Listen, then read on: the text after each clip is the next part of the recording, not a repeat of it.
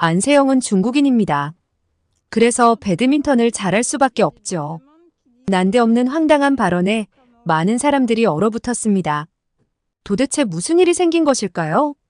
오늘은 대만에서 온 수펀 씨의 사연을 준비했습니다. 그럼 오늘의 사연 시작합니다.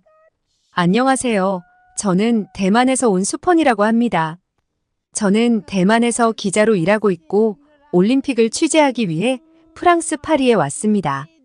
이번 올림픽에서는 배드민턴 경기를 담당하게 되어 관련 취재를 진행하고 있습니다. 저는 한국을 정말 많이 좋아합니다. 한국의 다양한 문화를 존중하고 즐기는 편이죠. 특히 한국의 음악, 음식, 드라마 등 모든 것이 흥미롭고 매력적으로 다가옵니다. 특히 한국의 K-팝에 푹 빠져 있는데요. 아이돌 중에 몬스터엑스의 션우를 정말 좋아합니다. 그의 노래와 춤은 물론 그의 성실하고 따뜻한 모습에 반해 팬이 되었습니다. 사실 션우 때문에 한국을 더 좋아하게 되었다고 해도 과언이 아닙니다. 앞서 말씀드린 것과 같이 저는 파리 올림픽에서는 배드민턴 경기를 취재하게 되었는데 아쉽게도 저희 대만의 배드민턴 선수들은 예선전에서 탈락하고 말았습니다. 그 소식을 듣고 마음이 참 아팠지만 다른 아시아 국가들의 경기를 보며 응원하기로 했습니다. 특히 한국팀을요. 한국 배드민턴 선수들이 뛰어난 실력을 보여줄 때마다 저도 모르게 손에 힘이 들어가고 심장이 두근거렸습니다. 한국 배드민턴 선수 중 잘생긴 이용대 선수를 좋아했었는데 요즘은 안세영 선수의 팬입니다. 항상 끊임없이 노력하는 안세영 선수의 모습이 정말 감명 깊었거든요. 지난 도쿄올림픽에서 안세영 선수는 중국의 천이페이 선수에게 패해 8강에서 탈락했었죠. 그러나 작년 8월 1일 처음으로 세계 랭킹 1위에 등극하며 53주 연속으로 정상을 지키고 있습니다. 이 점이 정말 대단하다고 생각합니다.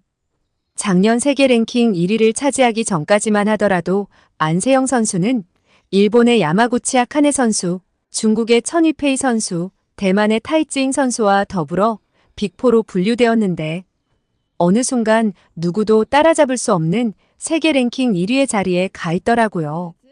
이번 올림픽 배드민턴에서 금메달 유력 후보는 단연 안세영 선수였습니다. 하지만 중국의 생각은 달라 보였습니다. 중국팀을 취재하러 온 중국인 기자 칠링은 이번 배드민턴 여자 단식에서 중국이 금메달을 딸 것이라며 으스대고 다녔습니다. 저는 칠링과 어느 정도 안면이 있었는데 칠링은 잘난 척하는 성품 때문에 주변에서 원성을 사곤 했습니다. 그래서 가까이 하고 싶지 않은 사람이었죠. 사실 중국 대표 허빙자오 선수는 기량이 많이 떨어지는 선수인데 이번 올림픽에서 기적적으로 세계 랭킹 2위인 천이페이 선수를 이기는 기염을 토해냈습니다. 덕분에 안세영 선수가 천이페이를 상대하지 않게 되었죠. 칠링은 준중 결승까지 2명의 선수가 올라간 나라는 중국이 유일하다며 배드민턴 종주국은 중국이라며 으스대었습니다. 저는 고개를 저었습니다. 배드민턴의 종주국은 영국이나 인도로 보는 것이 당연한 시각입니다. 중국은 다 자기네 것이라고 하는 경향이 있는데 역시나 배드민턴까지 자기네 것이라 우기는 것을 보니 마음이 답답해졌습니다. 사실 중국은 대만도 자기네 것이라 우기고 있죠. 그래서 올림픽에서 우리는 대만을 대만이라고 부르지 못하고 있습니다. 우리는 중국의 압박으로 인해 올림픽에서 중화타이베이라는 명칭을 쓰고 있으며 우리의 국기와 국가조차 쓸 수 없습니다. 참 마음이 아플 따름이죠. 저는 제가 중국인이라고 생각한 적이 단 한 번도 없습니다. 우리 대만은 중국 때문에 참 서러운 일을 많이 겪고 있습니다. 하지만 한국은 중계에서도 그렇고 대만을 대만이라 불러주어 항상 고마운 마음을 가지고 있습니다. 칠링은 배드민턴 결승이 다가오자 아주 기고만장해졌습니다. 이번 금메달은 허빙자오가 따놓은 당상이라며 한국의 배드민턴 선수는 울며 자국으로 돌아갈 것이라는 어이없는 말까지 하고 다녔죠. 그러나 8월 5일 프랑스 파리 포르트드라샤펠 경기장에서 열린 배드민턴 여자 단식 결승전에서 한국의 안세영 선수는 중국의 허빙자오를 세트스코어 2대 0으로 꺾고 우승을 차지했습니다. 첫 번째 세트에서 9대 9로 팽팽했던 경기 흐름은 안세영 선수 특유의 화수분 체력을 발동시키면서 판세가 기울기 시작했습니다. 안세영 선수의 무한 리턴의 허빙자오는 결국 무너져버렸죠. 두 번째 세트에서는 아예 상대가 되지 않는 무자비한 경기 흐름을 보여주었습니다. 안세영 선수는 허빙자오의 범실을 이끌어내며 승리를 확정했습니다. 평소 첫 세트를 내주고 2, 3세트를 내리따내며 역전의 명수로 불렸던 안세영 선수 특유의 경기 방식과는 달리 이번 결승에서 안세영 선수는 시종일관 허빙자오를 압도했습니다. 거의 압살한 것이나 마찬가지였습니다. 안세영 선수는 아시안게임과 세계선수권대회 그리고 올림픽에서 모두 우승을 차지하는 그랜드슬램을 달성했는데 그녀의 나이는 고작 만 21세입니다. 정말 대단한 역사를 쓴 것이죠. 상대가 되지 않는 경기 흐름에 칠링의 얼굴은 울그락불그락해지더니 안세영 선수의 승리가 확정되자 그대로 경기장을 나가버렸습니다. 저는 속으로 통쾌한 마음이 들었습니다. 평소에 잘난 척을 해대는 칠링의 코를 안세영 선수가 납작하게 만들어줘 고마운 마음이 들었습니다. 감격에 눈물을 흘리는 안세영 선수의 모습을 보며 저도 뭉클한 감정이 느껴졌습니다. 안세영 선수의 노력의 과정을 알기에 저와 다른 기자들 모두 진심을 담은 축하의 박수를 보낼 수밖에 없었습니다. 그날 저녁 기자들이 모여 저녁을 먹는 시간이 있었습니다. 그 자리에는 칠링도 있었습니다. 허빙자오 선수의 패배에 경기장을 뛰쳐나가더니 저녁을 먹으러 왔더라고요. 칠링은 굉장히 태연하고 여유로운 표정을 지으려 노력하는 것처럼 보였는데 중국이 금메달을 딸 것이라 혼자 확신하며 잘난 척하던 모습 때문에 모두가 그녀를 없는 사람 취급했습니다. 칠링은 주변 눈치를 보더니 아주 황당한 말을 내뱉었습니다. 그건 안세영 선수가 중국인이라는 말도 안 되는 발언이었죠. 정말 어이가 없는 그 발언에 모두가 칠링을 황당하게 쳐다봤습니다. 칠링은 안세영 선수가 배드민턴을 잘하는 것은 중국인이기 때문이라는 황당한 궤변을 이어갔습니다. 딱 봐도 안세영 선수는 중국인의 실력을 가졌다며 이번 배드민턴 여자 단식은 중국의 승리였다는 말을 이어가는 모습을 보며 저는 할 말을 잃었습니다. 칠링의 궤변에 대한 주변의 반응은 즉각적이었습니다. 그녀의 말을 듣고 있던 기자들은 하나같이 눈을 크게 뜨고 어이없다는 표정을 지었습니다. 처음에는 모두 농담이라고 생각했지만 칠링의 진지한 표정을 보고는 상황의 심각성을 깨달았습니다. 저는 가만히 지켜보다가 도저히 참을 수가 없어 입을 열었습니다. 칠링, 그건 말도 안 되는 얘기입니다. 안세영 선수는 분명 한국인입니다. 그녀의 실력은 그녀의 노력과 한국 배드민턴 팀의 훈련 덕분이지 중국과는 아무런 관련이 없습니다. 다른 기자들도 고개를 끄덕이며 제 말에 동의했습니다. 일본 기자는 고개를 저으며 한숨을 쉬었습니다. 정말 믿기 어려운 주장입니다. 이번 결승전에서 안세영 선수의 압도적인 승리는 분명한 사실인데 어떻게 그런 억지를 부릴 수 있습니까? 독일에서 온 기자는 어이없다는 듯이 웃으며 말을 이어갔습니다. 이렇게 명백한 사실을 부정하는 건 정말 납득할 수 없습니다. 안세영 선수의 경기력을 인정하고 축하해주는 것이 스포츠 정신에 맞지 않습니까? 칠링은 자신의 주장이 받아들여지지 않자 얼굴이 붉어졌습니다. 그러나 그녀는 여전히 고집을 부렸습니다.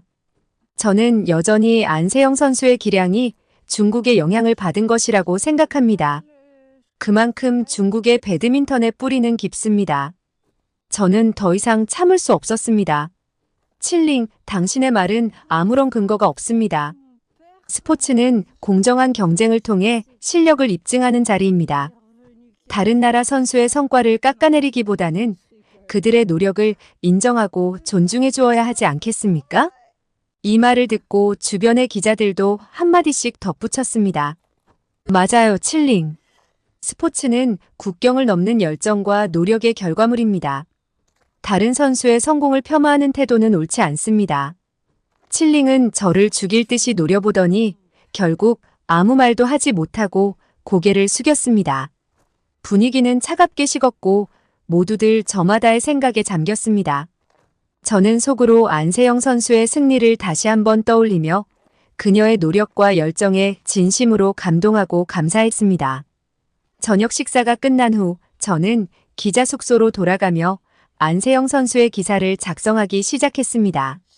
그녀의 승리는 단순한 경기 결과 이상이었습니다. 그것은 노력과 끈기 그리고 진정한 스포츠 정신의 승리였습니다. 하지만 이와 동시에 한국 선수들의 스포츠 정신과 대비되는 중국의 부끄러운 행태들도 떠올랐습니다. 안세영 선수는 매 경기마다 최선을 다하고 상대를 존중하는 모습을 보여주었습니다. 그녀는 승리 후에도 상대 선수에게 다가가 악수를 청하고 패배한 선수의 노력을 인정하며 격려해주는 등 진정한 스포츠 정신을 보여주었습니다. 그녀의 경기력뿐만 아니라 이러한 태도는 많은 사람들에게 감동을 주었습니다. 반면 중국 선수들과 관계자들의 행동은 종종 논란이 되었습니다. 칠링의 황당한 발언은 그중 하나에 불과했습니다. 중국의 일부 선수들은 경기 중 심판 판정에 불만을 표시하며 경기 매너를 어기는 행동을 보이기도 했습니다. 이번 올림픽에서도 몇몇 중국 선수들은 판정에 불복하며 경기장 내에서 무례한 행동을 하여 많은 비판을 받았습니다. 게다가 중국의 언론들은 자국 선수들의 성과를 과대 포장하고 다른 나라 선수들의 성과를 폄하하는 경향이 있었습니다. 칠링의 주장처럼 자국의 승리를 정당화하기 위해 근거 없는 주장을 펼치거나 상대 선수들의 실력을 깎아내리는 행태는 중국 스포츠계의 부끄러운 면모를 보여주는 사례였습니다. 안세영 선수의 승리는 단순한 금메달 이상의 의미를 가집니다. 그것은 스포츠맨십의 승리이자 진정한 실력과 노력의 결실입니다. 그녀의 승리를 통해 우리는 스포츠가 단순히 경쟁이 아니라 서로를 존중하고 이해하는 장이라는 것을 다시금 깨닫게 되었습니다. 반면 중국의 부끄러운 행태들은 스포츠의 진정한 가치를 훼손시키고 있습니다. 이러한 경험을 통해 저는 다시 한번 스포츠 정신의 중요성을 되새기게 되었습니다. 안세영 선수의 승리를 축하하며 그녀가 보여준 진정한 스포츠 정신을 기억할 것입니다. 그리고 언젠가 대만도 한국처럼 국제 무대에서 당당하게 인정받을 수 있는 날이 오기를 희망하는 마음을 가지기도 했습니다. 이번 파리 올림픽을 취재하면서 여러 가지 문제점을 목격하게 되었습니다. 특히 베이징 올림픽과 비교하면서 올림픽이 직면한 정치적, 조직적 문제들을 더욱 명확하게 이해할 수 있었습니다. 그 과정에서 스포츠와 정치, 그리고 국제사회의 복잡한 관계를 깊이 고민하게 되었습니다. 베이징 올림픽을 취재할 때 저는 중국의 인권 문제와 정치적 논란에 대해 많은 이야기를 들었습니다. 신장 위구르 자치구에서의 인권 침해, 홍콩 민주화 운동의 탄압 등은 많은 국가들의 외교적 보이콧을 초래했죠. 이러한 문제로 인해 많은 국가들이 선수단의 참석을 제한하거나 공식적으로 올림픽에 불참하는 결정을 내렸습니다. 이로 인해 올림픽이 스포츠의 순수한 의미를 잃고 정치적 논란에 휘말리는 모습을 목격했습니다. 또한 대만에 대한 압박도 있었습니다. 우리는 올림픽에서 중화타이베이라는 명칭을 사용해야 했습니다. 이는 중국의 대만에 대한 정치적 압박을 강하게 느끼게 하는 부분이었습니다. 대만의 정체성을 인정받지 못하는 상황에서 우리는 스포츠를 통해 자국의 존재감을 표현하는 것이 얼마나 어려운 일인지 체감했습니다. 파리 올림픽에서도 비슷한 정치적 논란과 압박이 있었습니다. 특히 대회 준비 과정에서 일부 국가와 지역의 정치적 이슈가 드러났습니다. 저는 프랑스에서 대회 준비 상황을 취재하면서 파리 올림픽이 정치적 갈등과 이해관계의 중심에 서 있는 것을 보았습니다. 특히 파리 올림픽은 경기장 건설과 관련된 논란, 환경 문제, 그리고 대회 운영에 대한 비판이 제기되었습니다. 파리 올림픽의 조직적인 문제 또한 주목할 만했습니다. 경기장 건설 지연, 보안 문제, 대회 준비 부족 등이 지속적으로 보도되었습니다. 이러한 문제들은 대회 진행에 심각한 영향을 미쳤고 선수와 관중들 그리고 대회 관계자들 사이에서 불만을 초래했습니다. 베이징 올림픽과 파리 올림픽 모두에서 스포츠가 정치와 국제관계의 도구로 변질되는 모습을 볼 수 있었습니다. 베이징에서는 인권 문제로 인해 많은 국가들이 외교적 보이콧을 했고, 파리에서는 대회 준비와 조직 과정에서의 문제로 인해 스포츠의 본질이 훼손되는 상황을 목격했습니다. 이 두 대회는 국제사회에서 스포츠가 어떻게 정치적, 경제적 이해관계와 엮여 있는지를 보여주는 사례가 되었습니다. 이 두 올림픽을 비교하면서 스포츠가 단순한 경쟁 이상의 의미를 지닌다는 것을 깊이 깨달았습니다. 올림픽이 전 세계의 화합과 이해를 증진하기 위한 행사여야 함에도 불구하고 정치적 논란과 조직적 문제로 인해 그 본질이 훼손되는 것을 보며 안타까운 마음을 금할 수 없었습니다. 파리 올림픽의 문제는 이것이 다가 아니었습니다. 베이징 올림픽과 비교하며 파리 올림픽에서도 해결해야 할 많은 문제들이 있다는 것을 깨달았습니다. 특히 생강의 수질 오염, 부실한 선수촌 식단, 그리고 열악한 숙소 환경은 저를 크게 놀라게 했습니다. 프랑스는 생강을 따라 많은 아름다운 관광지와 역사적인 장소를 자랑하는 나라입니다.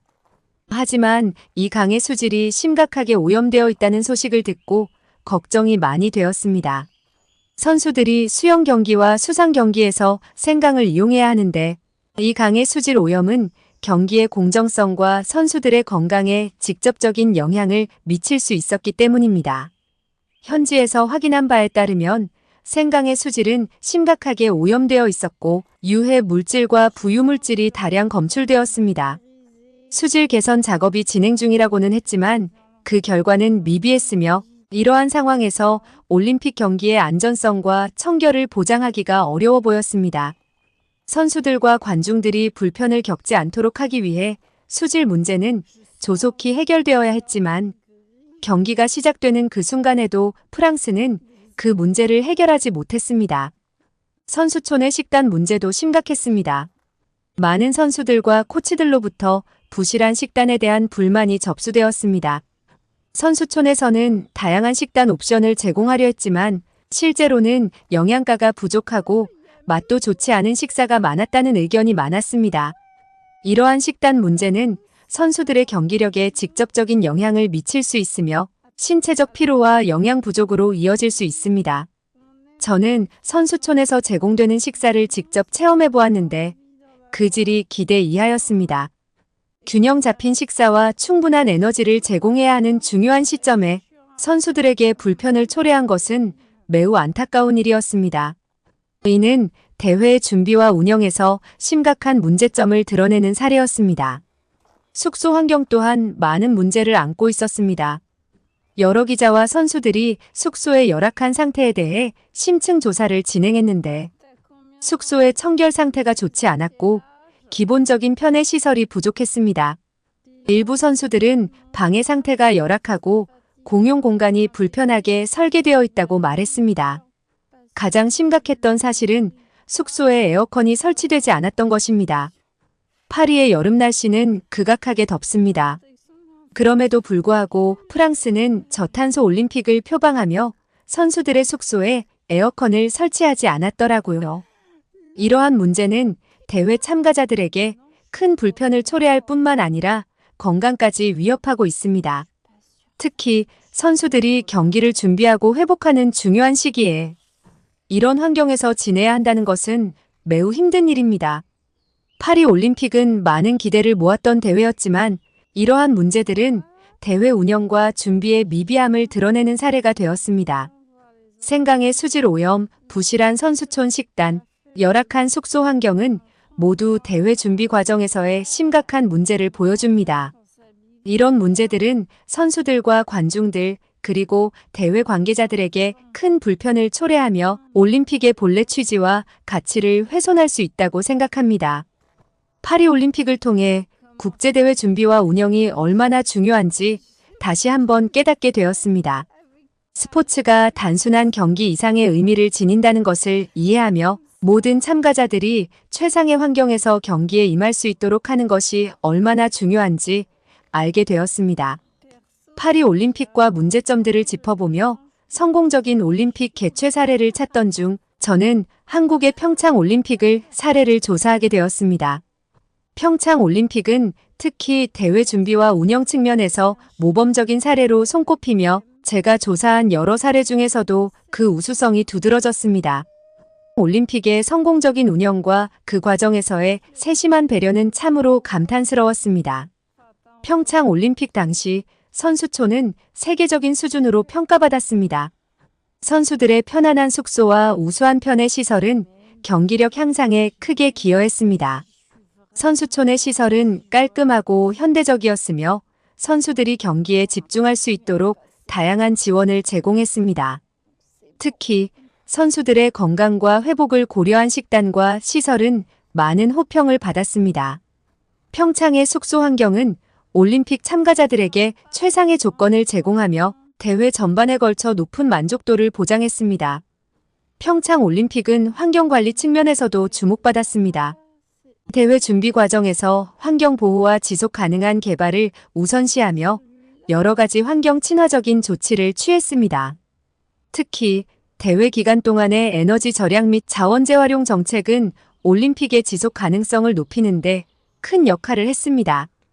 평창 올림픽의 이러한 접근은 국제사회에서 높은 평가를 받았으며 스포츠 대회가 환경에 미치는 영향을 최소화하는 모범 사례로 자리 잡았습니다.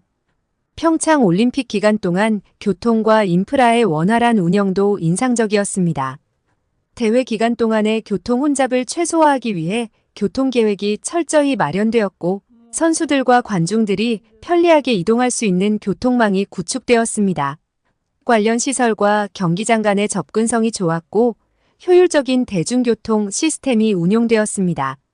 이러한 교통 편의는 대회의 성공적인 운영에 중요한 기여를 했습니다. 평창의 경기장과 시설은 세계적인 수준으로 평가되었습니다. 특히 동계 스포츠에 최적화된 경기장들은 선수들과 관중들로부터 높은 평가를 받았습니다. 경기장 내외부의 청결과 관리 상태는 대회 진행의 원활함을 보장했으며 대회 전후로 철저한 점검과 보수가 이루어졌습니다. 경기장과 관련 시설들은 올림픽의 성공적인 개최를 위한 필수 요소로서 중요한 역할을 했습니다. 평창 올림픽은 스포츠맨십과 국제관계 측면에서도 훌륭한 모범을 보여주었습니다. 대회 동안 다양한 국가의 선수들이 서로의 경기를 존중하며 공정하게 경쟁했습니다. 한국은 대회 기간 동안 모든 참가국과의 우호적인 관계를 유지하며 스포츠를 통한 국제 협력의 중요성을 잘 보여주었습니다. 평창의 개막식과 폐막식은 국제적인 축제로서 큰 찬사를 받았으며 올림픽 정신을 잘 표현했습니다. 결론적으로 평창 올림픽은 여러 면에서 그 성공을 거두었습니다. 숙소와 선수촌의 품질, 환경관리, 교통과 인프라, 경기장과 시설의 수준, 그리고 스포츠 정신까지 모든 측면에서 뛰어난 준비와 운영을 보여주었습니다. 파리와 베이징 올림픽의 문제점들을 비교해보면서 평창 올림픽의 우수성을 더욱 실감할 수 있었습니다. 평창 올림픽은 단순히 스포츠 대회를 넘어 모든 참가자와 관중들에게 감동적이고 기억에 남는 경험을 선사했습니다. 이러한 경험을 통해 한국이 올림픽을 준비하며 얼마나 세심하게 계획하고 실행했는지를 새삼 느꼈습니다. 앞으로도 한국과 같은 모범적인 대회 운영이 계속되기를 바라며 모든 올림픽이 스포츠의 본질을 지키며 성공적으로 개최될 수 있도록 하는 노력이 필요하다고 생각합니다. 저는 이번 파리 올림픽에서 한국 선수들이 승리할 때마다 함께 기뻐하고 그들이 패배할 때는 함께 마음 아파했습니다. 한국의 배드민턴 문화와 선수들의 열정을 가까이서 지켜볼 수 있어서 참 좋았습니다.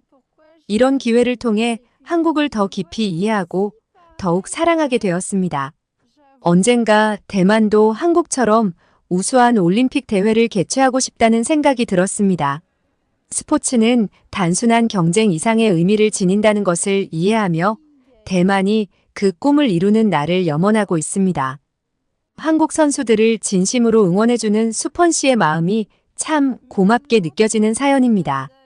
대만이 올림픽에서 이런 사연이 있는지 처음 알게 되었는데 얼른 중국으로부터 벗어나 자주적인 국가를 이루기를 바라는 마음입니다. 오늘도 긴 사연 들어주셔서 감사합니다. 오늘 사연이 즐거우셨다면 구독과 좋아요 버튼 눌러주세요. 더 알찬 사연을 준비하는데 큰 도움이 됩니다. 무더운 여름철 건강 유의하시고 모두 즐거운 올림픽 기간 보내셨으면 좋겠습니다. 감사합니다.